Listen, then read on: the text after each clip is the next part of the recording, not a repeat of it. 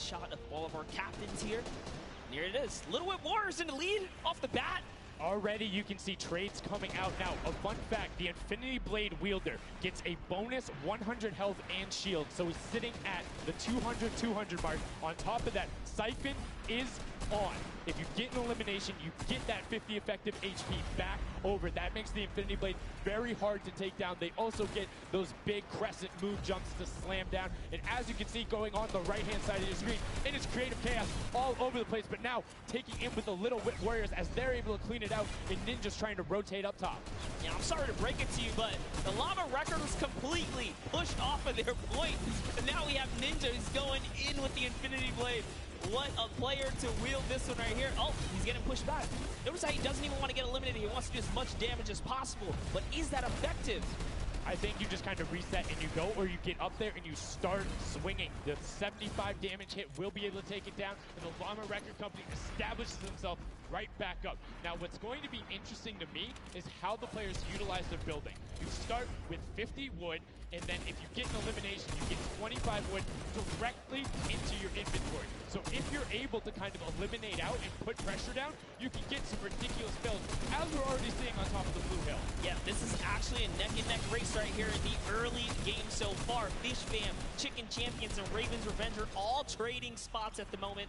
And Sunshine Soldiers comes right on in to wipe that up and get them out of there.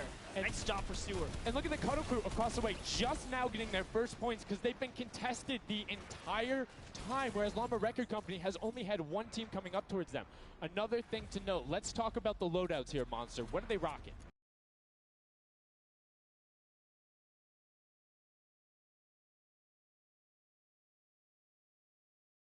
Kind of just pick and choose your battle, what you want to use. And the one thing you're missing that the Infinity Blade wielder does not have will be 9 impulse grenades. So everyone has a bunch of mobility to be able to get up there. But you see right there, Scissors able to cut down a bunch and get a decent amount of timing. Let's take a look at the score. Little Whip Warriors climbing up, but it is only a 5-second uncontested lead, and they're building on it. Right now, not a lot of points have been scored, which means when that hill opens up at 7 minutes, it's going to be that much more important. Yeah, this is going way better than I expected. There is no one dominant team so far, but the Little Whip Warriors are doing so great right now. There goes Ninja, and he does get traded out. Raven's Revenge kind of takes it back over. We'll go Taga's squad managed to hold it down for long enough to get their, points in. Don't forget, he has to clear out the point. If there's someone on it, you're not going to get anything. Right, and as soon as you're up there, teammates are not building for you, you're exposed for the entire map. Everyone else is able to see you. You can see El Rubius going in, but the double pack plus the Infinity Blade wielder of Hand of Blood. This Llama Record Company team is looking to go platinum with a great defense of their point. There it is, very nice. Finally starting to earn some points, trying to break that, triple digit. Hand of Blood, little fun fact right there. His dog Falco is Germany's second biggest dog influencer on Instagram. That's impressive, but I wonder who the first biggest is now. That's like, is there a statistic for that? Like, do you go down the line? But one thing I do want to note for Hand of Blood, look at the eliminations coming out of the Infinity Blade. Already sitting on 7 and being aggressive. As the more he gets that siphon going, the better he's going to be. But the Chicken Champions come out on top there. No tender defenders are going left. Able to hold the top, and now crawling their way back up there. They're only about, 10 seconds or so behind the Funky Fighters? Dude, wait a second. Where did the Funky Fighters come from? Suddenly they're at the top here, and the Little Whip Warriors have not managed to earn any points. Sunshine Soldiers looking to Pookie early on. He said, you know what, he chose his players, specifically because they're great at depth runs, but it looks like they battle it out too.